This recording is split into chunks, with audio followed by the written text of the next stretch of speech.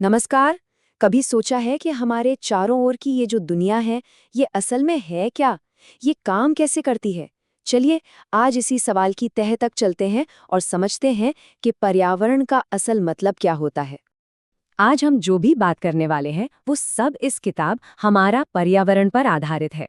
तो हम सीधे इसके जो मूल विचार हैं, उनको पकड़ेंगे और उन्हें बिल्कुल आसान भाषा में समझने की कोशिश करेंगे। ये सवाल सुनने में तो बड़ा सीधा साधा लगता है ना, लेकिन इसका जवाब बहुत ही दिलचस्प है। आइए मिलकर पता लगाते हैं कि हमारी ये दुनिया आखिर किन किन चीजों से मिलकर बनी है। बस एक बार अपने चारों तरफ नजर दौड़ाने की जरूरत है। हर जगह जिंदगी नजर आएगी।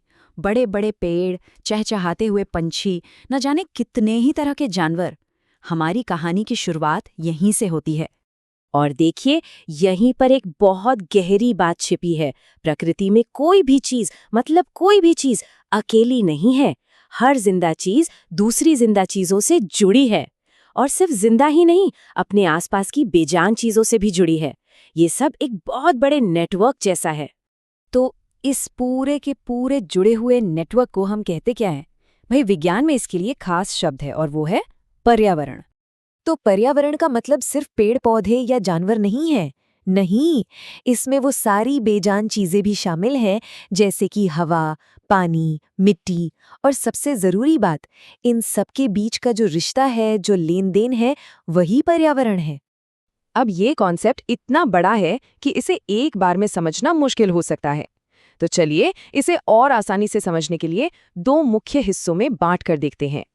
तो पहला हिस्सा है वो जिसमें जिंदगी है, जो सांस लेता है, जो बढ़ता है। इसमें वो सभी चीजें आती हैं जो जीवित हैं। विज्ञान की भाषा में इन्हें जैविक घटक या बायोटिक कंपोनेंट्स कहते हैं। ये याद रखना बहुत आसान है।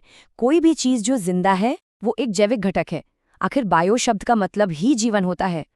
तो इसमें क्या क्या आता है? सीधी सी बात है, सारे पेड़ पौधे, हर तरह के जानवर, छोटे बड़े, और हाँ, हम इंसान भी। हम सब भी इसी जिंदा दुनिया का एक बहुत जरूरी हिस्सा हैं। अच्छा, तो ये तो हो गई जीवित चीजें। अब सिक्के के दूसरे पहलू को देखते हैं। ये वो चीजें हैं जिनमें जान तो नहीं है, लेकिन जिनके बिना जिंदगी हो ही नहीं सकती। इन्हें कहते हैं अजैविक घटक या एबायोटिक कंपोनेंट्स। जैसे बायो का मतलब जीवन था, वैसे ही अजैविक का मतलब है बिना जीवन के। आप इसे एक स्टेज की तरह समझ सकते हैं जिस पर जिंदगी का खेल चलता है। ये स्टेज खुद जिंदा नहीं है, लेकिन इसके बिना कोई खेल हो भी नहीं सकता। जरा सोचिए, हवा जिसके बिना हम एक पल नहीं रह सकते, पानी, मिट्टी, सूरज की रोशनी और तापमान, ये सब अजैविक हैं। और ये तो बिल्कुल साफ है कि इनके बिना इस धरती पर जीवन का होना नामुमकिन था। तो अब पूरी तस्वीर साफ हो रही है। हमारे पास दो टीमें हैं। एक तरफ जैविक यानी जिंदा चीजें, जैसे हम, जानवर, पेड़ पौधे, और दूसरी तरफ अजैविक यानी बेजान मगर जरूरी चीजें, जैसे हवा, पानी। और हमारा पर्यावरण तब बनता है जब ये दोनों टीमें एक साथ मिलकर काम करती हैं। तो हमने दोनों हिस्सों को अलग अलग करके तो देख लिया, पर असली जादू तो तब होता है जब ये दोनों एक साथ आते हैं और एक दूसरे से जुड़ते हैं। तो यही है पर्यावरण का सार। ये सजीव और निर्जीव चीजों के बीच एक बहुत ही खूबसूरत तालमेल है। एक ऐसा रिश्ता है जहाँ हर कोई एक दूसरे पर निर्भर है और एक दूसरे पर असर डालता है। तो अब जाते जाते एक सवाल छोड़कर जा रहा हूँ। अपने आसपास की दुनिया को देखिए।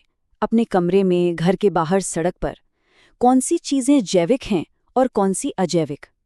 जब हम इन्हें इस नज़र से देखना शुरू करते हैं, तब हमें एहसास होता है कि हम खुद इस कमाल के सिस्टम का कितना ज़रूरी हिस्सा हैं।